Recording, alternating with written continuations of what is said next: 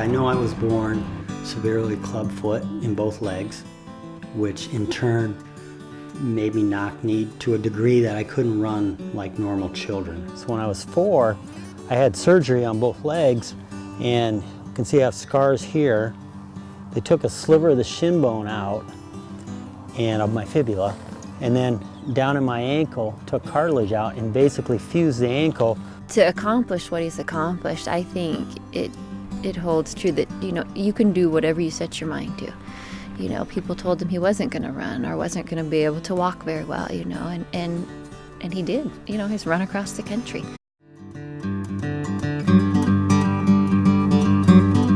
In the fall of 2012, Mike Ehredt went on an amazing journey.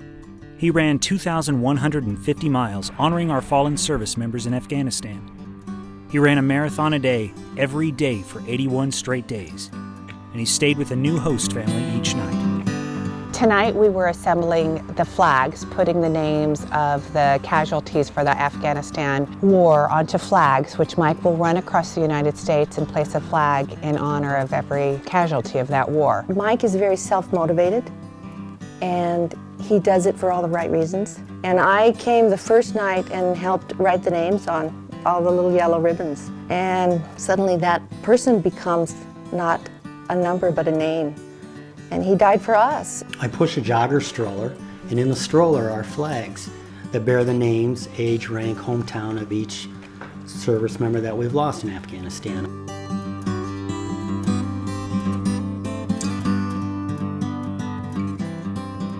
So this was a map of my very first run from 2010. Started in Astoria, Oregon, went across the upper part of the United States and ended over in Rockland, Maine, 4,424 miles. And in August, I'll be running from the Canadian border, north of International Falls, Minnesota, and I'll head south through the center of the country and end at the Gulf of Mexico outside of Galveston, Texas on Veterans Day, November 11th. And it's a mile for each service member we've lost in Afghanistan. When he first told me about Project America Run, I thought, okay, I could see him doing that, a possibility of it. And then, of course, it grew into a reality and, putting the flags down every mile. The flags, to me, it shows the diversity of the people involved, the loved ones we've lost. It's really helped open my eyes, and just writing each name was very emotional.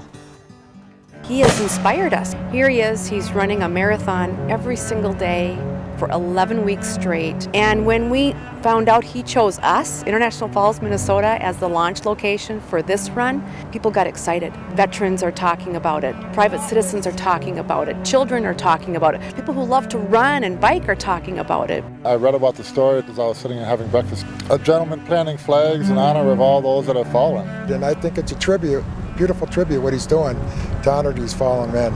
It just emotionally, it hits something. Knowing how many soldiers we've lost, and being in the military, you still have this connection. You still, when you hear that a soldier passed away, you know that somebody's husband or father or brother, son.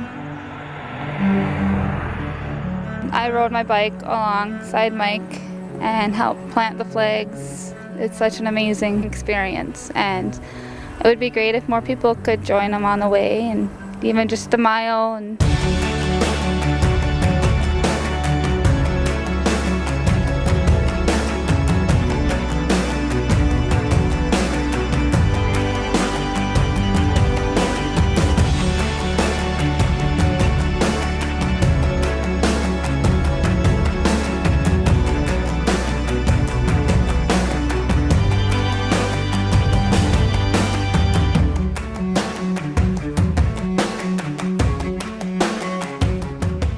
Today is day 51.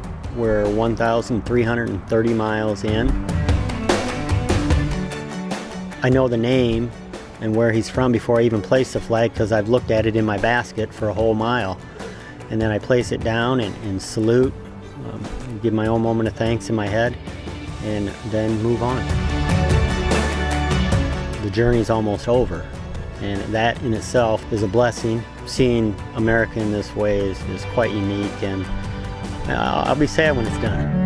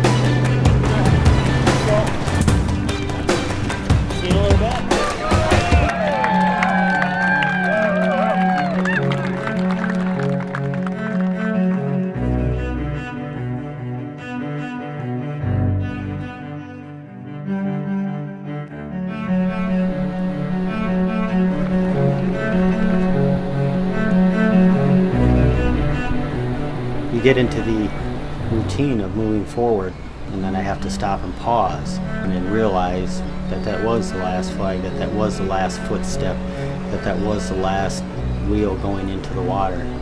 It was a great, great feeling.